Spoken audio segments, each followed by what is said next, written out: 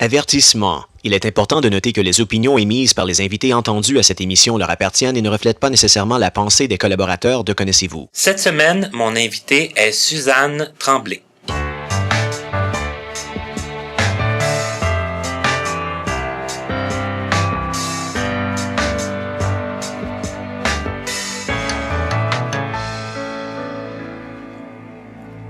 Bienvenue à tous à Connaissez-vous pour une nouvelle émission.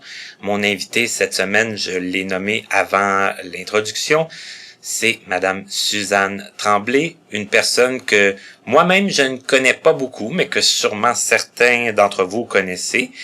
Mais on la découvre ensemble. On lui dit tout d'abord bonjour. Bonjour Suzanne. Bonjour. Ça va bien? Oui, et vous? Oui, ça va très bien. Bah, on peut se dire tu, hein, comme on avait dit au début. Suzanne, tu es un peu au courant d'un peu le genre d'entrevue que je fais avec Connaissez-vous. J'aimerais ça savoir si tu es d'accord, bien sûr, de nous parler un peu de ta naissance, de ton enfance, de l'apparition de ton problème de vision. En tout cas, tu peux nous expliquer tout ce que tu veux qui nous mettrait un petit peu en contexte. D'accord. Ben, moi, je suis née dans un petit village du Saguenay-Lac-Saint-Jean. J'ai vu jusqu'à l'âge de 8 ans. Par contre, j'ai commencé à avoir des pertes de vision probablement avant ça, mais on s'en est aperçu en première année que je voyais pas bien au tableau, que je voyais pas bien quand je traversais les rues. J'avais tendance à me pencher la tête pour regarder des choses. Et ça l'a pris de fil en aiguille 1 an pour découvrir que mon problème visuel n'est pas des yeux, mais d'un tumeur au cerveau qui était sur le nerf optique. Oh, OK. Ouais, c'est que ça a été... c'est sûr qu'à l'époque, on parle de... Ça me rajeunira pas. On parle de 1975, et avant ça 1974, mais fait que c'est sûr que la technologie n'étant pas ce qu'elle est aujourd'hui. Aujourd'hui, désolé. Ben, ça a été de longue haleine. J'ai vu un spécialiste des lunettes, comme je les appelle, pour la vision en tant que telle, qui lui a pensé que c'était seulement un problème d'un œil plus paresseux que l'autre. Et pendant plusieurs semaines, il fallait bloquer un œil, bloquer l'autre œil, ce qui est une technique qui fonctionne super bien quand c'est ça le problème. Et moi, ça fonctionnait pas du tout, parce que le problème n'est pas de là. C'est ça, le problème était quand même pas mal plus... Oui, et finalement, on a découvert que c'était une tumeur au cerveau. Ce monsieur-là m'a référé à un ophtalmologiste qui, lui, a vraiment vu tout de suite que c'était pas les yeux, que c'était derrière. Et là, on m'a hospitalisé, on a fait des fouilles, et on a découvert la tumeur au cerveau. Et ça, est-ce que c'était toujours au Saguenay? Au Saguenay? Au Saguenay, toujours, oui. OK. Et par la suite, j'ai une grand-mère qui était infirmière et elle disait tout le temps à mes parents, amenez-la à Sainte-Justine, amenez-la à Montréal, amenez-la à Sainte-Justine, avoir des meilleurs soins. Vous avez plus de chance. Ouais, sortez de la région. Ouais. Puis finalement, bien, on est venu à Sainte-Justine. J'ai eu la chance d'avoir une tante qui travaillait comme secrétaire médicale pour un ophtalmo à Sainte-Justine, fait que j'ai comme rentré par la porte d'en arrière. Et j'ai rencontré mon neurochirurgien qui m'a opéré. Techniquement, j'aurais pas dû perdre la vue. Si on avait découvert la tumeur, bon, on fait des si avec des si on peut se rendre à Paris, mais si on avait découvert la tumeur 1 an auparavant, OK. fort probablement que le nerf optique aurait pas été atteint. Mais parce qu'il était rendu lourd sur le nerf optique, il y avait la grosseur d'une grosse orange. Tabarouette. Fait que, Oh là là. il est devenu, il disait beaucoup, pendant plusieurs mois, peut-être plus longtemps qu'on peut même se l'imaginer. Je suis peut-être née avec, on sait pas. Fait que, et ça grandit tout le temps, ces choses-là. Fait que, En plus, mais oui. C'est que si ça avait été diagnostiqué comme 1 an plus tôt, les chances ouais, parce que, oh, je m'excuse. Non, ben, les chances de pas perdre la vision auraient été plus grandes, mais... Ouais. Mais c'est parce que ce qui s'est passé, c'est que mon nerf optique, lui, il s'est atrophié après l'opération. Ah oui? Ouais. OK. Fait que c'est pour ça que j'ai perdu la vue. OK. Fait que de là, ben, il a fallu s'adapter, mais ça n'a pas été un problème. Ça n'a pas été un problème. Donc, les souvenirs que tu en gardes, c'est pas trop traumatisant? Disons que j'ai été tellement malade suite à l'opération parce qu'en plus de perdre la vue, j'ai perdu une glande importante du corps humain qui est la glande hypophyse, qui contrôle presque tout le corps humain. C'est le chef d'orchestre de toutes les autres glandes du corps. Fait que ce soit pour les anticorps, que ce soit pour grandir, que ce soit pour la thyroïde, que ce soit... Fait que tout devait être ajusté avec de la médication, ce qui a fait que j'étais très malade pendant plusieurs semaines, le temps que tout ça se stabilise, et aussi le temps aussi qu'on découvre, c'était plusieurs années, et même encore aujourd'hui, c'est pas désagréable, mais ça se dérègle régulièrement. OK, ça qui a encore forcément des impacts. Mais à chaque changement, chaque fois j'ai grandi, chaque fois j'ai changé, chaque fois il fallait réorganiser la médication fait que quand tout ça a passé, quand j'étais capable de respirer sans me sentir mal, ben je voyais pas. Fait que c'est sûr que sur le coup tu fais maman, il fait donc bien noir ici. Allume donc la lumière, puis elle reniflait, puis je disais, t'as-tu la grippe, maman? Puis elle a pas pu me le dire, c'est mon médecin qui me l'a dit. Mon père était retourné au Saguenay pour faire des sous. Donc là, il te reste plus de vision du tout, ou il t'en reste un peu? Non, plus du tout. Aucune perception, Aucune rien? Perception. OK, c'est que le noir, c'était même pas parce que c'était sombre, là, c'était vraiment parce que là, toi, tu voyais plus cécité rien complète. du tout. OK. Et là, bon... Mais après ça, ben c'était pour mes parents, comme plusieurs parents, comme tout le monde, c'était qu'est-ce qu'on fait pour l'éduquer. Oui. Mm-hmm. Elle peut plus aller les écoles du Saguenay, mais il était pas adapté pour outillé ça. Pour ça. Outillé pour ça et tout ça. Fait que finalement, c'est les médecins de Sainte-Justine qui leur ont suggéré l'Institut Nazareth Louis Braille, qui si je ne me trompe pas, était sur le point.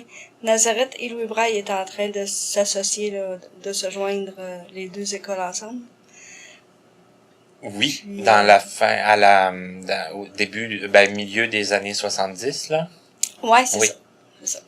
Puis, fait qu'en ça, j'ai trouvé ça plus dur, par exemple. Oui? OK. Oui, ça m'a venir à... l'éloignement. L'éloignement, oui, loin de mes parents, loin de ma famille. J'ai trouvé ça très, très difficile. Il faut dire que je suis la seule fille d'une famille de 4 enfants. Et mes frères sont beaucoup plus vieux que moi. OK. Fait que j'étais très détachée. Mais j'ai eu la chance d'avoir mes frères qui étudiaient ici à Montréal, qui venaient me chercher les fins de semaine. Ah, ça fait qu'au moins, ouais, Entre mes visites, ouais. T'avais tes frères qui étaient proches, qui pouvaient en tout cas venir te visiter, ce qui était pas le cas de tous, là, parce que... Non, oh, non. Parce qu'aller au Saguenay, tu devais pas y aller très souvent. Oh non, une fois par mois, une fois par 2 mois. OK. À chaque congé qu'on avait de plus que... Fallait que ce soit une semaine au moins. OK. Et ça, ton arrivée à l'Institut, parce que là, on l'a dit à mots couverts, là, t'étais hébergé ici, tout ça. Quel souvenir tu gardes de cette époque-là? Parce que, mis à part l'aspect éloignement, là, mais disons l'aspect intégration avec d'autres personnes handicapées visuelles, forcément, puis la proximité, puis... Ah, c'est sûr que c'était des dortoirs, hein. On était plusieurs par dortoir. Mais j'ai pas trouvé ça trop difficile, ce bout-là. Je me suis fait beaucoup d'amis rapidement. Je suis une personne assez sociale, alors ce bout-là, ça n'a pas été trop difficile. Le côté école non plus, côté études non plus, parce que j'ai toujours aimé apprendre. Pour moi, j'ai une facilité d'apprentissage, fait que c'était quand même le fun pour moi d'aller à l'école, de continuer à apprendre à lire, raconter, sauf sous un format différent. Mais comme tu avais vécu un peu le fait d'avoir de la misère à voir le tableau, tout ça, apprendre le braille, ça a été pas trop compliqué. Puis ensuite, d'apprendre versus là, les méthodes qui sont utilisées pour les non-voyants, ça, est-ce que tu as comme un peu vu beaucoup la différence? Est-ce que ça console un peu de... C'est sûr que là, il y avait plus de difficultés. Je lisais pareil comme tous les autres dans ma classe. Oui. J'apprenais au même niveau que tout le monde. C'était pas... je me sentais pas pointée du doigt. Différente, là. Ouais. Mm-hmm. Non, c'est sûr. Puis, comme je l'ai dit un petit peu avant l'émission, j'avais eu la chance dans ma petite ville du Saguenay d'avoir 2 enseignantes d'ici de l'Institut Nazareth-Louis Braille qui venaient du Saguenay, qui venaient à la maison à tous les étés. Et elles ont pris 8 semaines de leur été pour m'apprendre le braille. OK, c'est que ça s'est fait pendant l'été avec ces 2 personnes-là. Pour que je rentre en septembre 76, en 2e année, pour que je n'ai pas à reprendre la première année qui était déjà faite. Et de commencer avec le braille déjà appris. Ouais, c'est ça. OK. Comme ça, j'avais rien qu'à continuer ma 2e année comme j'aurais fait au Saguenay. OK, c'est que ça faisait... Bon, ça l'a hypothéqué un peu ton été, mais bon... Ouais. Parmi tant d'autres. OK, c'est que c'est encore là, c'est pas ça a pas été un traumatisme plus que d'autres désagréments là qui ont pu arriver. Non, c'était pas des journées pleines, c'était non, quand même quelques heures par jour. J'ai pu profiter de mon été, mais de toute façon, tout était une adaptation, si je peux dire. Tout était nouveau, là. Mm-hmm. Même d'attacher mes souliers, c'était plus pareil. J'ai réappris aussi vite, mais... OK, parce t'as vu comme un changement un peu sur toutes comme les petites choses de la vie quotidienne. Ouais, ben, j'ai trouvé que, tout était différent. Je voyais plus mes couleurs. Le soulier droit, le soulier gauche, j'ai trouvé la méthode assez rapidement, mais, c'est toutes des petites choses que quand on voit, on regarde, ça fait, là. Mais, quand on voit plus, ben, il y a un peu, là. C'est ça, faut tout, c'est dans ce sens-là. C'est pas, on se casse pas les cheveux en quatre, là, mais c'est toutes les petites adaptations qu'il faut faire. Mais qui se sont faites quand même assez rapidement. Oui, mais je dois dire que j'ai eu une famille exceptionnelle, parce que pour ma famille, mes parents, mes frères, pour eux, ce qu'ils voulaient, c'est que je devienne le plus autonome possible. Ils savaient qu'ils ne seraient pas toujours là, et ils ne voulaient pas non plus me garder assise sur une chaise berçante comme une plante verte dans le coin du salon. Uh-huh. Pour eux, c'était très important que je sois le plus débrouillarde, le plus autonome, pour que je puisse, dans le futur, pouvoir fonctionner puis normalement. Avoir quand même des activités, puis bon. Travailler, tout ça. Et là, tu es resté combien de temps à l'Institut? Est-ce que tu es resté tout le reste de ton primaire, tout le secondaire? J'ai resté de 76 à 83. OK. En 83, dans les mois précédents, il y avait eu un genre de séparation entre l'Est et l'Ouest du Québec, où les enfants de l'Est, fallait qu'ils retournent à l'Est, et les enfants de l'Ouest restaient à l'Ouest. Fait que je suis allée faire mon secondaire 3, 4 et 5 à la polyvalente de Charlesbourg, et j'habitais dans une famille d'accueil à ce moment-là. Et je n'ai pas détesté ça parce que je descendais voir mes parents toutes les 2 semaines. C'était plus près de chez toi? Ouais. Au début, à toutes les 2 semaines, puis la dernière année, à toutes les fins de semaine. Oh, wow! Ouais, ça, c'était le fun. Mais ça faisait beaucoup de voyagement. Oui, mais moi, j'aime ça me voyager. J'aimais beaucoup ça prendre l'autobus. Je dors en autobus, c'est ma 2e maison. OK. L'autobus, si je peux dire. Tu y trouves ton confort, ouais. puis OK. Ouais, je me laisse bercer, moi, puis oui. Et l'intégration dans la polyvalente, comment ça s'est fait? Est-ce que ça a été... parce que si on retourne en 1983, bon, les adaptations, la technologie, c'était pas ce que c'est aujourd'hui. Non, vraiment pas. Loin de là. Mais c'est sûr que je partais aussi d'une école où tout le monde était non-voyant, semi-voyant, ou en tout cas tout le monde avait un problème visuel, à une école où le 3/4 du monde, c'était des enfants, des jeunes voyants. Et on était 3000 étudiants. Et boy, Et je partais d'une école où je ne sais plus combien on était, mais c'était pas tant que pas ça. tant, là. Non. Et par contre, la polyvalente de Charlesbourg était bien faite parce qu'il y avait un étage qui était réservé pour les non-voyants, ou si on avait besoin de documents en braille, si on avait besoin de soutien. Et aussi, il y avait certains cours qui étaient donnés, comme les mathématiques, géographie, d'autres cours que je me souviens plus, mais qui étaient donnés sur cet étage-là où il y avait plus besoin d'adaptation. Oui, parce que, tu sais, bon, les mathématiques, on sait ce que c'est, hein, des paquets de formules, Ouais. Puis la géographie, ça peut être très abstrait. Ouais, c'est ça.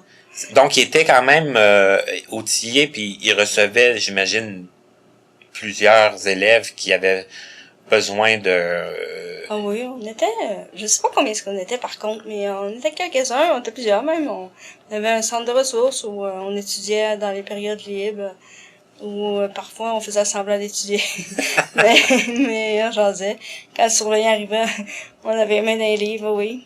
Excusez-moi. C'est sûr que ça fait 1 heure que j'ai pas changé de page, mais bon. J'étudie quand même. Ça, tu le sais pas. mais ça a été une belle période de ma vie, le secondaire à Polyvalente Charlesbourg. J'ai bien aimé ça. Je me suis fait des bons amis, des amis que j'ai encore aujourd'hui. OK. Et là, bon, secondaire 3, 4, 5, j'imagine que quelque part là-dedans, on commence aussi à se poser la question, là, qu'est-ce qu'on va faire après? Mm-hmm. Et là, toi, qu'est-ce que c'était tes aspirations à ce moment-là? Ah, moi, j'en avais plein d'aspirations. Moi, je voulais être avocate. Ouh. En fait, au tout début, là, avant de même de perdre la vue, je voulais être infirmière. OK. Ce rêve, c'est auto-tué. Il s'est évanoui. Oui. Et ensuite, j'aurais aimé ça être avocate. J'aurais aimé ça travailler dans l'art plastique. J'aurais aimé ça. Finalement, je suis allée en travail social. OK. Au cégep? Au cégep. OK. Mais j'ai pas... je suis allée à Jonquière. J'étais contente, par exemple, je retournais chez moi. Oui. Je retournais rester chez mes parents. Et là, j'avais le rêve d'avoir un chien guide.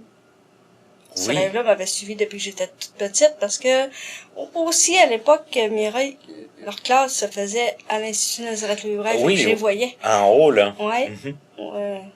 Et je les voyais se promener dans l'école, puis j'ai un jour ça va être moi. Un jour ça va être moi. Mais j'avais hâte en motadine, mais il fallait que j'aie 18 ans aujourd'hui. Dans ce temps-là, ouais, ils donnaient pas des chiens aux adolescents. Non. Mm-hmm. Puis fait que j'étais dans ma première année de cégep quand j'ai fait ma demande pour avoir un chien guide.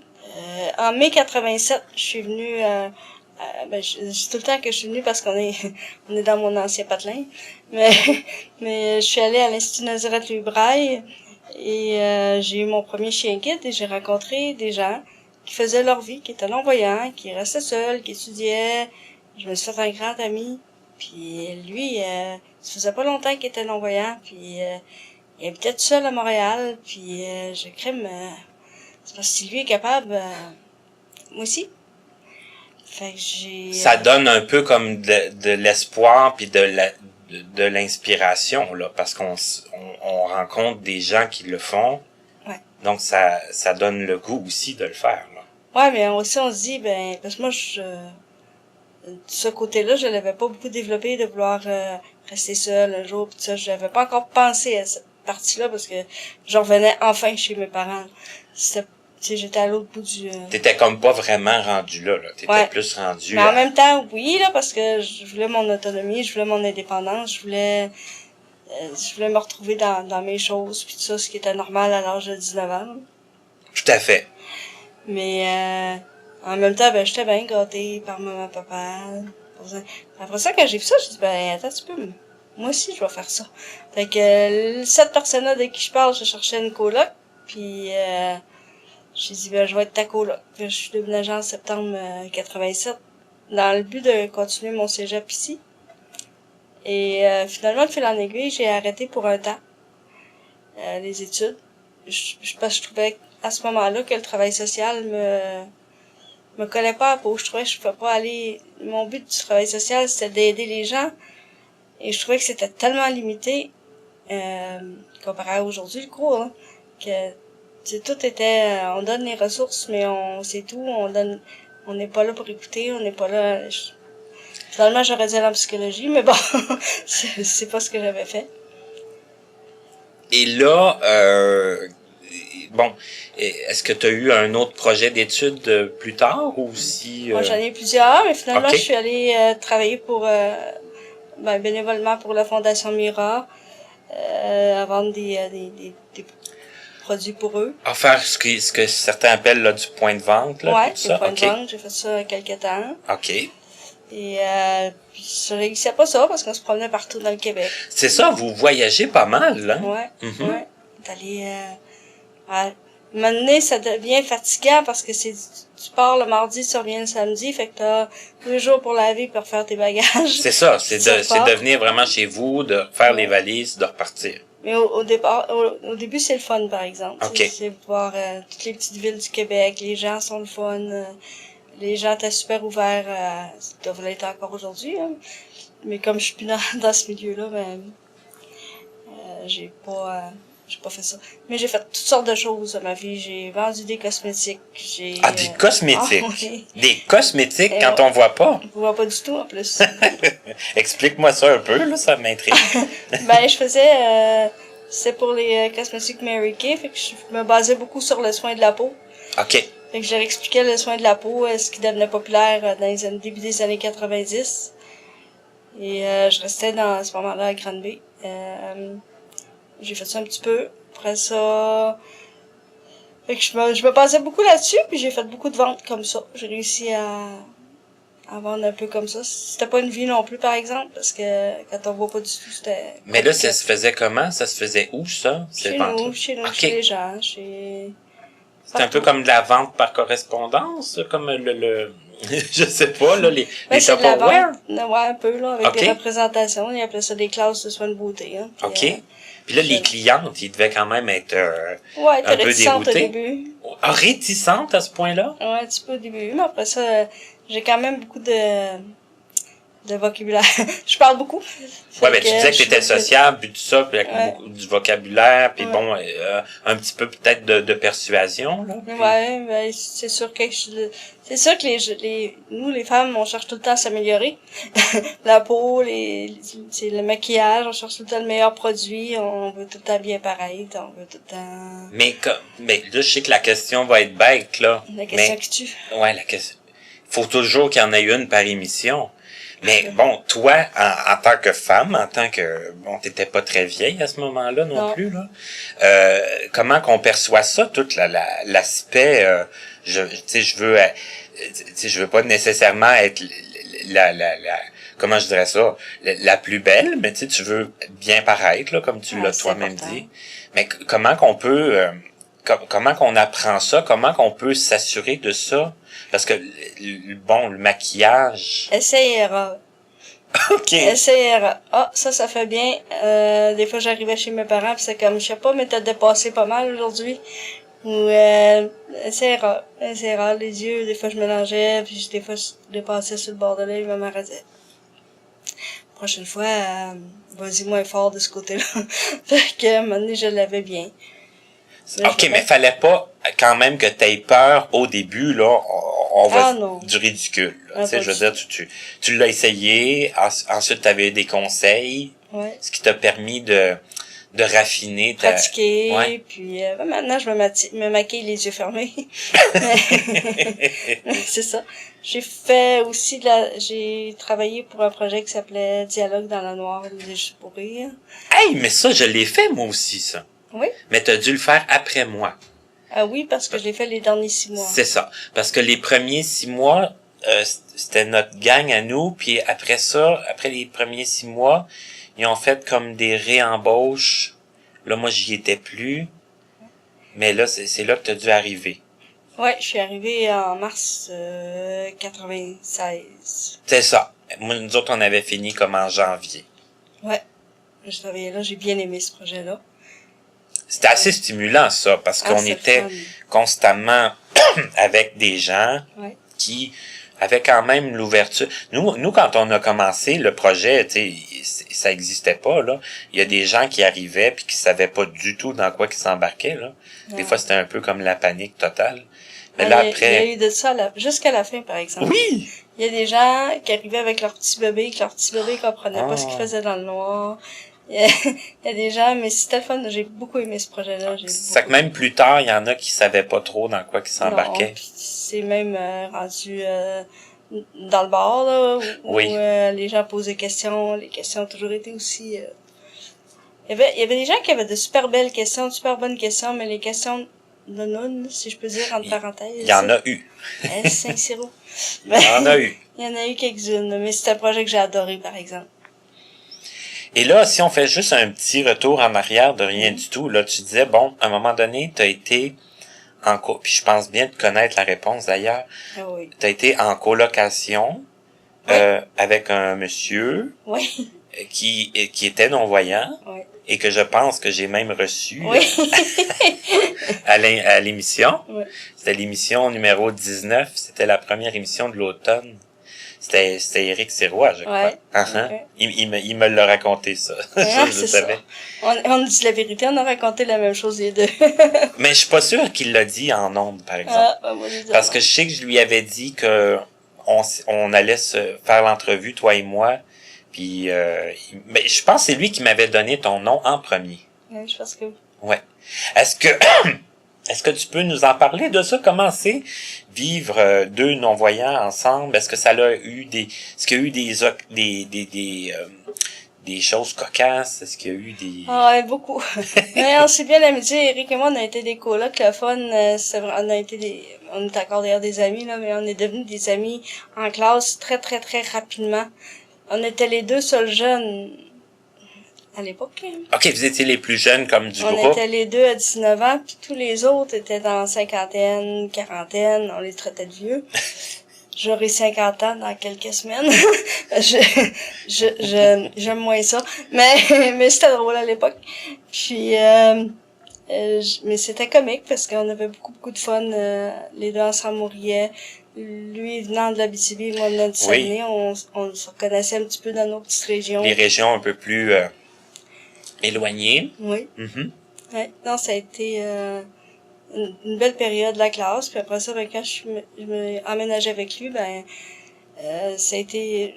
C'est sûr que lui était plus avancé que moi dans sa débrouillardise de cuisine, là. Peut-être, là, mais j'ai appris vite pareil. J'ai fait quelques petites erreurs. J'ai failli mettre le feu à l'appartement. Bon. Ah, c'est pas grave. Je le fais plus. Mais c'est un bon souvenir, cette période-là. Est-ce que tu dirais que il était plus avancé que toi à cause que, bon, il a perdu quand même la vue assez tard? Est-ce que tu penses que le fait d'avoir peut-être fait de la cuisine avant ou diverses tâches, là, pas juste la cuisine? Peut-être, je sais pas, je pourrais pas dire, mais j'étais juste moins avancée, mais je me suis rattrapée par la suite, là. Okay. Mais on a eu des bons moments, on a bien ri. Là, j'étais un peu coupé aussi. Après Dialogue dans le noir, est-ce que tu avais eu d'autres expériences? Par la suite, j'ai essayé de faire des traductions anglais-français, français-anglais, parce que je suis bilingue. J'en ai fait pour quelques petites places. J'ai fait des transcriptions, c'est-à-dire de prendre un document en cassette, parce que beaucoup d'entreprises enregistraient leurs réunions et les faisaient taper. Et c'était à une bonne époque où les gens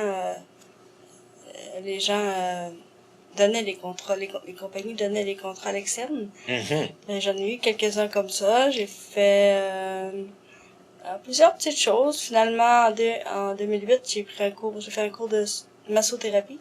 OK. J'ai essayé de me partir là-dedans. J'ai arrêté parce que mon physique suivait pas.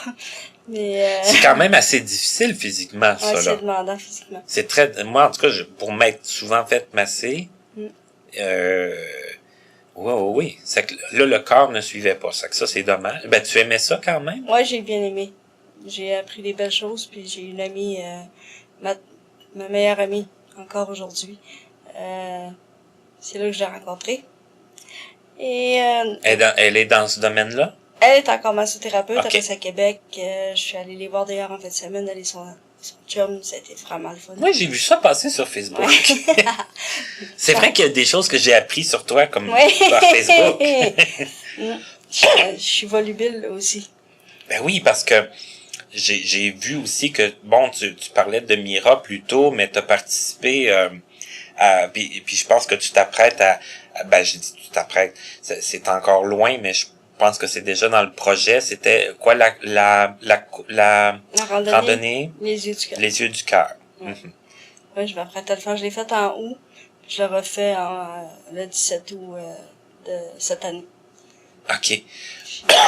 Ça c'est en tandem. Ça t'enlève. Donc tu fais tu en fais régulièrement? Faut, parce que j'ai pas fait ça l'an passé.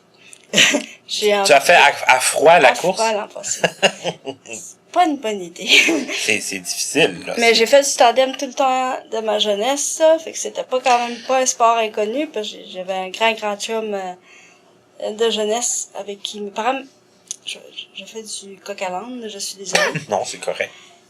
Mes parents, pour eux, l'autre chose qui était importante, c'était de rester actif, de faire des activités physiques et qui m'avaient acheté un tandem. Mais eux, t'es pas toujours disponible, ou mes frères, t'es pas toujours disponible.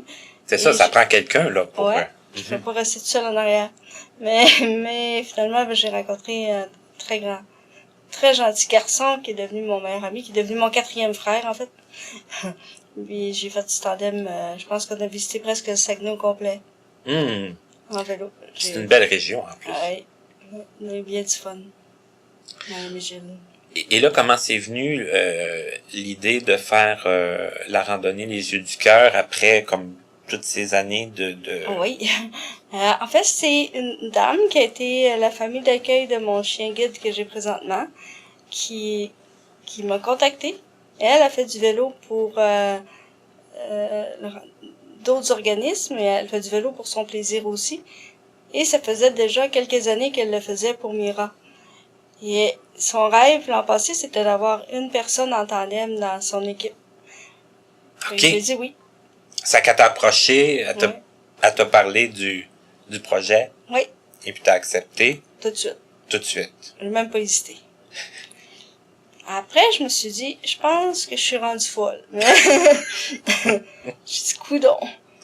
J'ai pas rien qu'accepter, j'ai décidé de faire le 100 km.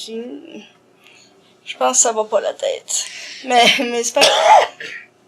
Mais faut quand même expliquer que c'est pas une compétition non plus, là. Non. Hein, je pense que c'est quand même assez... c'est assez amical, puis c'est assez... vous y allez quand même à votre rythme, et puis... Ouais, on y va à notre rythme, puis c'est très sécuritaire. Il y a des gens qui vous suivent. Oui, on a des véhicules qui nous suivent. Chaque équipe a un véhicule en arrière avec de l'eau, de la bouffe, des couvertes si on a froid, si on se blesse, si on tout ce qu'il faut. Fait que c'est très sécuritaire. Puis si on fait pas qu'on choisit le 50, le 75, le 100 ou le 125 km, si on n'arrive pas à le faire, c'est pas dramatique. L'important, c'est la participation et la cause. C'est ça. Parce que il faut comme ramasser des sous aussi. Tu sais, c'est comme une façon de ramasser de l'argent pour Mira. Oui. Donc, bon, la randonnée, vous faites ce que vous pouvez, là. C'est ça. C'est ça. C'est une journée très, très, très plaisante. C'est vraiment le fun, cette journée-là. En fait, c'est une journée de camaraderie. Désolée. Ça a pas voulu sortir. Et c'est une journée où on rit énormément, qu'il pleuve, qu'il fasse beau. L'année passée, il a plu jusqu'à la fin de la journée. Et à la fin de la journée, le gros soleil. Ben, on a eu un été quand même assez merdique, là, dans l'ensemble. Ça fait que qu'il ait pas fait beau cette journée-là, c'était quasiment pas étonnant. Ouais. Puis si je me souviens bien aussi, c'est ce que tu avais écrit sur Facebook, que tu avais eu froid d'ailleurs. Ouais, mais je suis là, faut pas se fier sur moi pour le froid. Non, mais moi, une des choses que je déteste le plus dans la vie, c'est avoir froid. Ouais, Ça fait que avoir chaud, ça, je peux vivre avec ça, mais avoir froid, là. Ouais. Avoir froid aux mains, avoir froid aux pieds, là, c'est comme C'est pas plaisant. Non, c'est On vraiment est pas pas bien. plaisant. Mais c'est ça. Là, cette année, j'espère qu'il va faire beau. Ah ben, on va le souhaiter. On va Ouais. le souhaiter. Mais la cause est bonne. La Fondation Mira qui aide, comme tout le monde le sait, toutes sortes de personnes handicapées. C'est une bonne cause. Fait qu'en plus... Parce que tu l'as très bien expliqué aussi sur Facebook, hein, tu l'as... Ouais. Même moi, tu m'as donné envie de le faire. Il est temps. Hey, Suzanne, c'est quoi ta passion dans la vie? C'est parce que j'en ai pas rien qu'une. Commence par une. La cuisine, papoter. Ouh! OK, mais ça, tu vois, ça va en intéresser plusieurs, parce que je sais qu'il y a des non-voyants qui font de la cuisine, il y en a qui en veulent rien savoir de ça. Mais parle-nous-en. C'est quoi que t'aimes faire? De tout. Moi, j'aime découvrir, j'aime essayer, j'aime... Encore là, c'est un peu essai-erreur, mais je suis une excellente cuisinière, même si je le dis seulement à moi-même. Ben là, tu le dis plus juste à toi-même, là.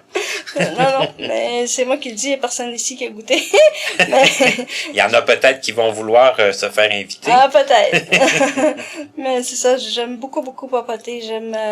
mais pas pour moi-même. Faut que ce soit pour des gens. Un faut petit que ce groupe? soit... Ouais. OK. Que ce soit quelque chose le fun, familial, amical, peu importe. Ça, j'adore ça. Que ce soit des pains, que ce soit des desserts, des mets principaux. T'as dit du pain? Ouais. OK, ça que tu J'ai fais pas du dit pain. vin. J'ai dit du pain. Oui. OK, ça que tu y a rien qui t'énerve là-dedans. Ah là. non. Non, il n'y a rien qui m'énerve. J'aime bien ça, cuisiner. Puis là, il y a plus de feu. Non, ça a été fait une fois. Je mets plus le linge à vaisselle dans le poêle. Promis. Mais... Oh là là là là.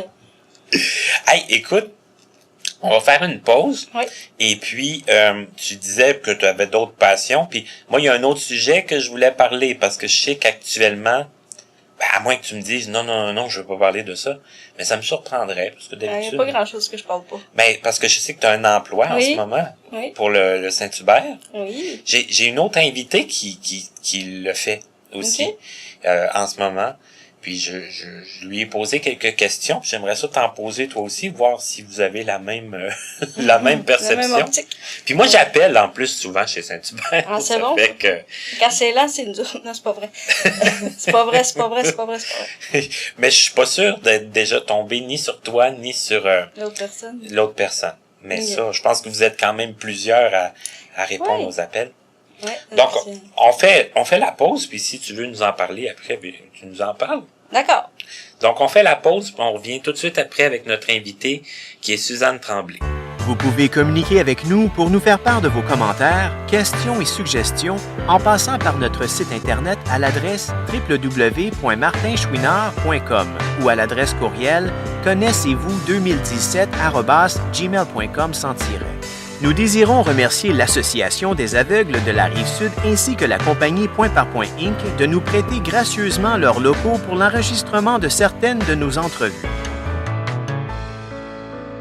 Bonjour et bienvenue à la pause de l'entrevue. Si les conférences scientifiques vous intéressent, je vous fais la lecture d'un communiqué vous invitant à participer à l'une d'entre elles. Bonjour, vous êtes invité à assister à la prochaine conférence scientifique du CRIR-Institut Nazareth et Louis Braille. Conférencière Bianca Lucier d'Alpé. Date mercredi 4 avril 2018 de 12h10 à 13h. Titre des lunettes électroniques pour lire la musique, l'examen de e-sight. Salle Victor Rousselot.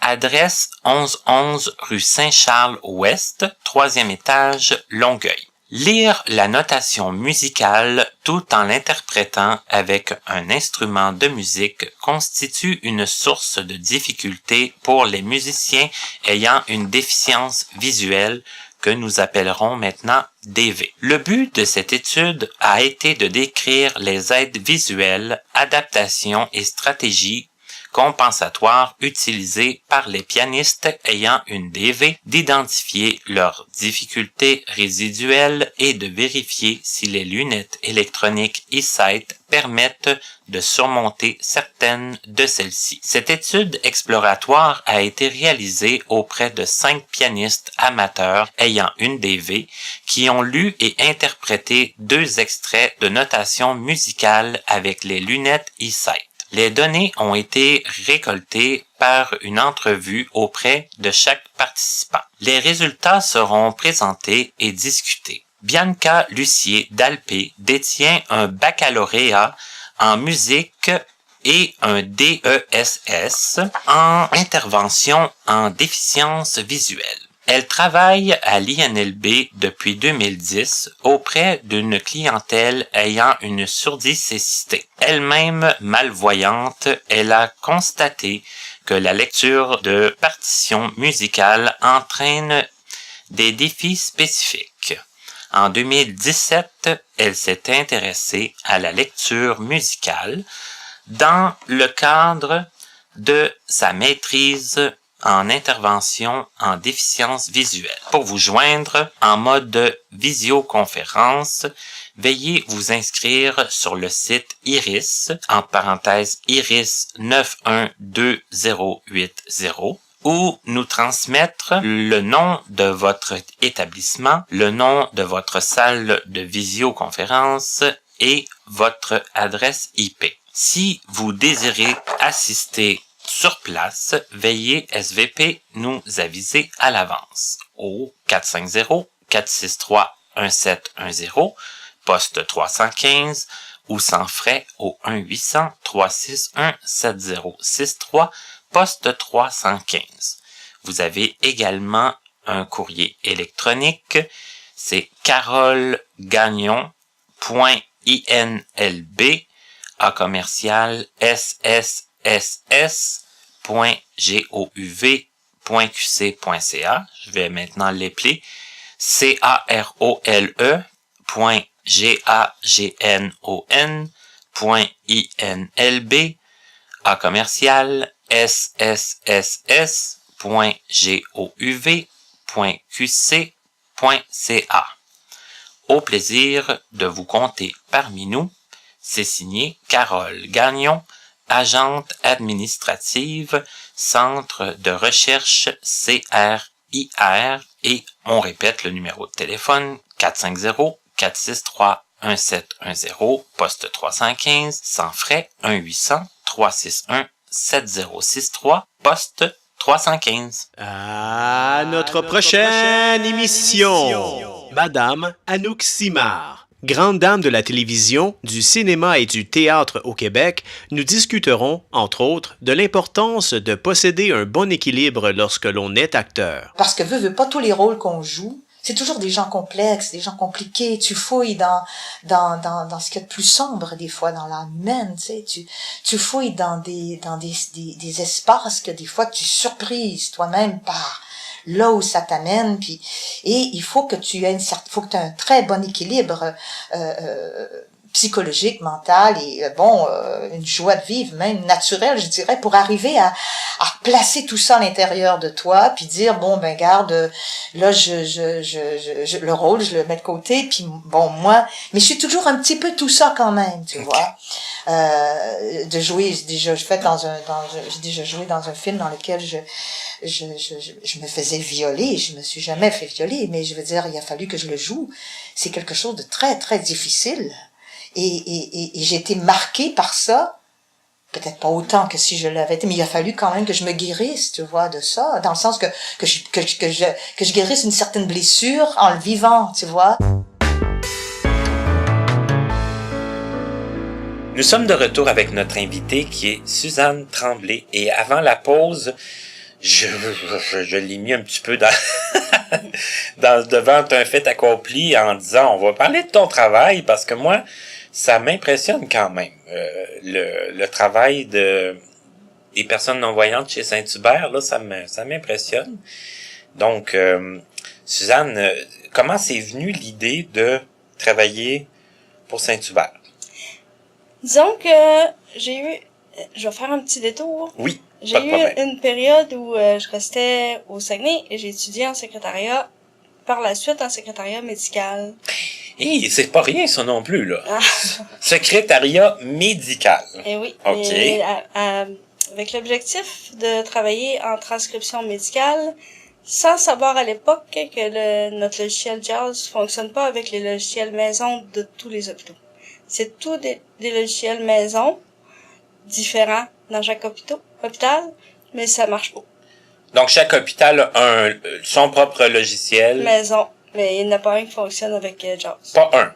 Pas un. Bon, OK. Fait que ça a comme en bon québécois pété ma balloune. Ça pète la balloune solide. Fait que là, je me suis retrouvée un petit peu le bec à l'eau, pas d'emploi. J'ai dit, qu'est-ce que je fais? Je suis revenue à Montréal parce que ma mère est ici, mes frères, j'en ai 2 frères pas loin, l'autre est à Québec. J'ai dit, bon, je vais me rapprocher un peu.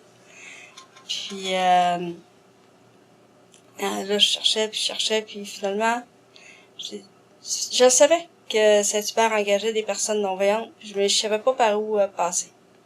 J'ai rencontré une personne dans le transport qui s'en allait travailler, puis j'ai demandé s'il y avait possibilité d'avoir un courriel ou s'il pouvait me donner un coup de pouce de ce côté-là, il m'a dit oui. Fait que j'ai envoyé mon CV, j'ai passé en entrevue et j'ai été embauchée et j'étais tellement contente. Parce que bon, j'imagine que, bon, c'est sûr, Saint-Hubert ont l'ouverture d'esprit. Oui, beaucoup. Tu me parlais d'une personne, la première personne qui a travaillé là comme non-voyante. Est-ce que tu te souviens, c'était en quelle année à peu près? Ah, ça fait pas loin de 20 ans. OK. J'ai pas mal, si je me trompe pas. Je jurerais pas, là, mais si je ne me trompe pas, c'est pas mal elle qui a ouvert la porte. Donc, plusieurs années. Ouais. Et là, bon, toi, tu me disais que t'es bilingue, donc ça aussi, j'imagine que ça aide, parce que... Est-ce que tu as un gros volume d'appels anglophones? Oui, quand même. C'est peut-être pas la majorité, mais ça dépend des jours. Il y a des journées qu'on parle anglais toute la journée. OK. Puis il y a des journées où on en a pas du tout, ou juste un ou deux. Mais oui, on prend pas juste les appels pour le Québec, ni juste pour Montréal. On prend des appels pour Ottawa, Nouveau-Brunswick aussi. Edmundston et Moncton. Ça fait spécial quand même, hein, quand tu penses ça. Tu réponds de Longueuil à des appels de gens qui vont manger au Nouveau-Brunswick, qui sont même pas à la même heure que nous. C'est ça. Ça fait spécial quand même. C'est d'ailleurs quelque chose qu'il faut pas oublier quand on envoie une commande au comptoir. Oui. Mais est-ce que tu peux nous expliquer, là, sans rentrer dans tout le détail technique, là, un peu comment ça fonctionne? Toi, là, parce que j'ai sauté une étape quand même importante, mais au début, vous le faites à partir du centre d'appel À Montréal. Oui. Et là, après, vous avez la possibilité de le faire de chez vous. Ah oui, en télétravail. En télétravail. C'est eux qui viennent installer leur système informatique, leur téléphone. L'Internet est installé par le technicien. On touche à rien. On s'installe le premier jour et on travaille. Donc, c'est comme un poste que eux vous installent de A à Z. Ouais. Et c'est ce poste-là que vous utilisez quand vous êtes sur vos horaires de travail. Oui. OK. Et c'est le même poste qu'on utilisait au bureau. OK. Et là, bon, tu me parlais un peu de ton horaire, mais admettons que tu commences à travailler à 3 heures de l'après-midi, donc tu te positionnes à ton poste, et là, les appels commencent à entrer, c'est ça? Ouais, des fois, ça dépend de la journée. Il y a des journées que la minute qu'on se démarre, ça commence tout de suite. D'autres fois, ça prend quelques minutes. Des fois, ça décolle tranquillement. Des fois, ça arrête pas avant... moi, j'ai mon heure de souper 1h30 après avoir commencé, là. Des fois, là, j'ai 1h30 sans arrêt. D'autres fois, c'est la première demi-heure qui est tranquille. Après ça, l'heure roule. L'heure du souper, si je peux dire. Ça roule. Ça arrête pas. Ça c'est jamais pareil d'une fois à l'autre. Non. Mais là, bon, là, t'as un appel qui entre, là, forcément, bon, la personne, elle veut commander. Toi, est-ce que tu sais d'où elle appelle? Est-ce que... Je sais. Si elle a déjà un dossier avec nous, je sais en rentrant son numéro de téléphone. OK. Son nom, son adresse monte à l'écran. Est déjà enregistré, là. Ouais. OK. Et là, à ce moment-là, je fais juste confirmer ces informations. OK. Si je mets son numéro de téléphone puis qu'il n'y a rien, qui apparaît, c'est parce qu'elle n'a pas de dossier avec nous ou elle a changé de numéro. Fait qu'à ce moment-là, je crée son dossier avec son numéro de téléphone, son nom, son prénom, son nom de famille, son adresse. Et c'est une petite période parce que des fois, c'est un petit peu plus long. Les gens sont des fois un petit peu plus patients parce que le système doit tout enregistrer ça. Et aussi, comment je dirais bien, je m'excuse. Il faut aussi que, des fois, il y a des rues qui sont plus difficiles à écrire. Fait que les gens, des fois, il faut que je fasse épeler. Une fois que ça c'est fait, on procède à la commande. La prise de commande. Ouais. Là, non, excuse-moi, vas-y. Non. OK. Ah, j'avais cru entendre comme un petit...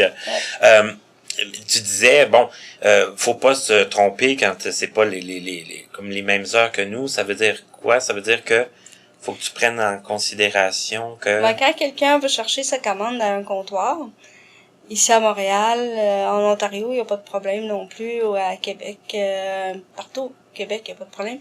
Mais en Nouveau-Brunswick, faut pas oublier qu'il y a une heure de différence. Fait qu'ici, ils me disent, oui, dans 15 minutes, mais moi, faut pas que j'oublie qu'il est pas 3 heures, il est 4 heures là-bas. Fait que je peux pas mettre ça pour 3h15. Pas je ne sais pour 4h15. Fait que ça, là, faut que tu rentres l'heure selon l'endroit où la personne est. Ouais. Et là, la commande est acheminée dans le restaurant en question. Quand je termine de prendre la commande, je la résume, je leur donne le prix, le total, puis j'envoie la commande. En envoyant la commande, ça rentre dans le système informatique du restaurant. OK. Donc, toi, une fois que tout t'as rentré les informations, là, ça... Moi, je passe un autre client. Un autre appel. Ouais. OK. Puis là, qu'est-ce que ça te demande? Parce que, bon, j'ai eu Marianne Larivière qui nous en a parlé un peu, elle semblait dire que le système, bon, avec Jazz, ça fonctionnait bien et tout. Est-ce que il y a beaucoup de choses à retenir ou si tu as accès à, tu sais, comme exemple, les prix? Je sais pas, si le menu change, que quelqu'un te commande quelque chose qui est plus disponible. C'est des choses qui arrivent. On est très outillés. On a des gestionnaires qui sont vraiment à la fine pointe, sont toujours à s'assurer qu'on a tout pour si on a un problème. En plus, on a des gens qui sont nos chefs d'équipe. Et que si on a des questionnements, on peut mettre la personne en attente quelques minutes, aller chercher le renseignement avec un de nos chefs d'équipe. Puis eux, ils vont nous renseigner, on revient au client, on donne le renseignement. Mais pour le système informatique, la manière que ça fonctionne pour nous, c'est qu'on a Jazz, je vais parler pour moi, j'ai Jazz dans une oreille, j'ai le téléphone dans l'autre, j'ai l'afficheur en dessous des doigts, l'afficheur braille. Fait que ça fait, au départ, ça demande beaucoup de concentration, mais ça devient vite une habitude. Parce que t'as comme 3 sources, là, d'informations qui rentrent en même temps, là. Fait que, des fois, les clients le savent pas, fait que les clients, ils vont des fois dire, mon numéro c'est 5 sirop, sous une de 2-3 minutes, j'avais plus d'appel, j'avais plus les mains sur le clavier, moi, là. Ce sera pas bien long, monsieur. Pouvez-vous me le répéter? Là, il part. 5 ans. OK, là, il va y aller vraiment lentement. Fait que, mais c'est ça. Mais c'est un métier que j'aime bien. Moi, j'aime beaucoup travailler avec les publics. Fait que je trouve ça très intéressant. On rencontre de tout. Et, c'est le fait que Saint-Hubert soit ouvert à les employés non-voyants, il nous donne beaucoup de soutien. Il y a pas de, si on fait une erreur, il y a personne qui va être congédié demain matin, à part si c'est une erreur majeure, hein. Mais je veux dire, des petites erreurs, on nous incite fortement à ne plus les refaire. Ouais. Et on nous donne des chances. Ils sont vraiment très, très gentils. Et est-ce que les clients sont toujours gentils, eux? Est-ce que des fois, est-ce qu'il y a des anecdotes que tu peux nous raconter? Il y a des clients qui sont parfois un petit peu pas patients, mais des clients que je peux comprendre, qui sont à la fin de leur journée, qui commandent Saint-Hubert, Ils ont leur faim, famille, ils veulent faim. manger. Puis là, ben le système, pour une raison X, parce que c'est un système informatique gel. Ben là, je suis désolée, j'ai un petit pépin informatique, ce sera pas bien long. Là, t'entends soupirer. Mais t'as aussi des gens qui sont super joviales, des gens qui entendent à rire, des gens qui disent, prends ton temps, c'est pas grave. Puis t'as, de tous les genres, finalement. T'as t'as toutes les personnalités, on les voit de toute la journée. Mais est-ce que tu considères que... Toi, ça fait combien de temps que tu fais ça, à peu près? 1 an. 1 an. Après 1 an, est-ce que tu te considères à peu près de la même vitesse qu'un voyant?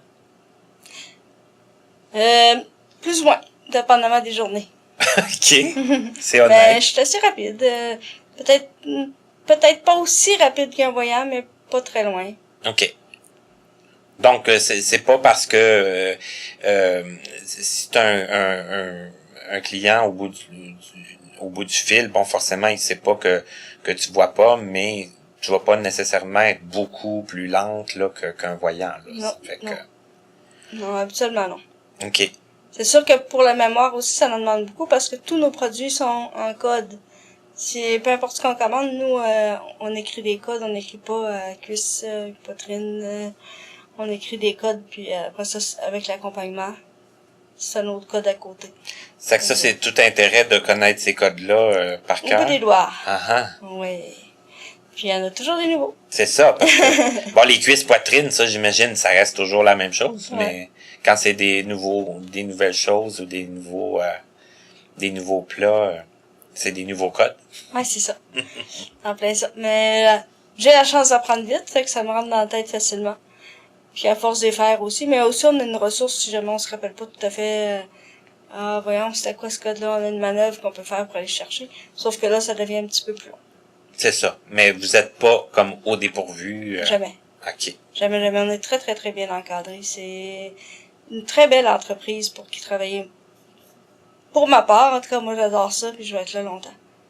Ça que malgré le fait, parce que bon, vous travaillez de la maison, vous avez quand même pas l'impression d'être laissé à vous-même. Là. Jamais. Ah OK. non.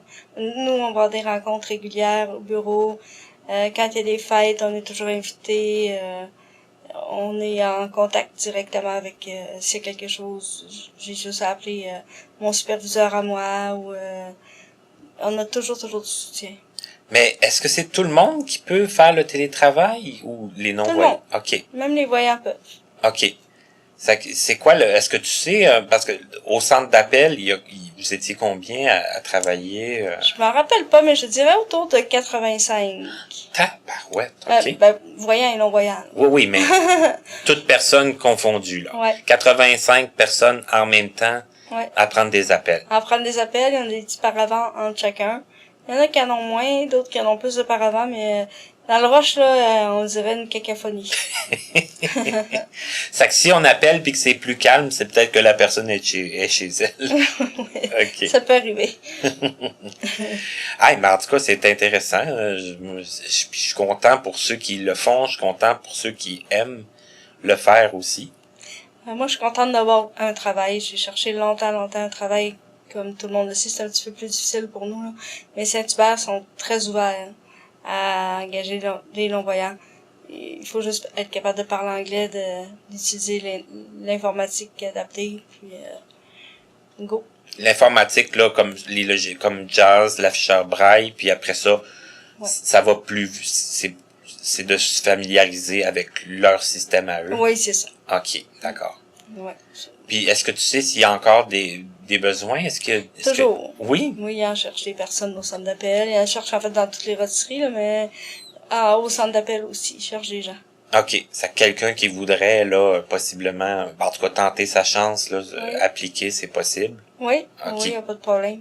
D'accord. Et puis, bon, tu me disais que tu avais d'autres passions dans la vie. Est-ce que tu veux nous finir en nous parlant? Les passions, moi j'ai l'équitation, la natation. Je vais les résumer parce qu'on va être ici jusqu'à... Mais j'adore marcher, j'adore la nature, le camping. Je suis une fille, j'ai passé proche de mourir à 8 ans, je suis une fille qui meurt dans la vie. Pour moi, c'est important de profiter de chaque minute. Fait que je suis passionnée, point. Ben, passionnée, active, à l'intérieur, à l'extérieur, assez Ouais. fou. Ouais. L'équitation, c'est Ça fait quelque longtemps que chose. j'en ai pas fait, mais j'aime beaucoup ça, ouais. Les chevaux, j'adore les chevaux. Mais ça fait très longtemps que j'en ai pas fait. Mais j'aime ça. Un jour, je vais en refaire. Mais le camping, tu fais Camping. ça avec des amis? Tu Moi, fais je faisais ça avec un conjoint à l'époque, mais là, plus là. Mais j'aime encore ça. Je faisais ça aussi avec des amis quand j'étais plus petite, quand j'étais jeune, avec un couple d'amis. Puis j'adore être dehors dans la nature, me baigner. OK, c'est pas juste se baigner en piscine, se baigner Non. aussi Dans un lac. dans un lac à l'extérieur. Ouais. Wow! Je suis un bout en train. Mais moi, quand j'ai décidé de commencer Connaissez-vous, c'est des gens comme toi que je voulais rencontrer. Ce que je veux, c'est des gens qui vont le dire que il y a pas les limites qu'on a, c'est les limites qu'on se met soi-même. Toujours. C'est quand on a envie de faire quelque chose, il y a moyen de le faire. C'est sûr que si on s'assoit et on dit « Ah, je suis pas capable », mais pas capable, là, lui, il est bien tannant, parce que si on l'invite trop, on sera jamais capable de rien faire. C'est trop facile de dire « Je suis pas capable Puis les gens ne viendront pas te voir dans ton salon ». Oh. Si tu te manifestes pas. Non. Parce que même quand on se manifeste, ça veut pas dire que ça va marcher du premier coup. Ça veut pas dire que les gens vont s'intéresser tout de suite à nous. Tu sais, des fois, faut y mettre beaucoup de sien. Tu sais, faut quand même pas se le cacher. Mais je pense que Suzanne vous a fait la preuve que elle a fait beaucoup de choses, elle en fait encore beaucoup, elle a essayé des choses, elle a pas peur de foncer, c'est incroyable. Et moi, je vous invite à vous mettre des objectifs, tout le monde, puis d'essayer une chose, puis après une autre, puis une autre, puis une autre, puis après ça, je pense que après ça arrête plus. C'est ça. En plein ça. Voilà. Alors, je pense que sur ce message positif, on va terminer là-dessus. Donc, je te remercie beaucoup, Suzanne. Je suis sûr à 100% que ça va être hyper un message qui va être très réceptif, qui va se partager et peut-être même que des gens vont entrer en contact avec toi, te poser des questions, je sais pas. Alors, merci beaucoup, Suzanne. Merci aux gens à la maison. Je vous invite à continuer de nous écrire, communiquer avec nous, nous faire part de vos suggestions, de vos commentaires. Et je vous souhaite bon retour la semaine prochaine pour une nouvelle émission de Connaissez-vous.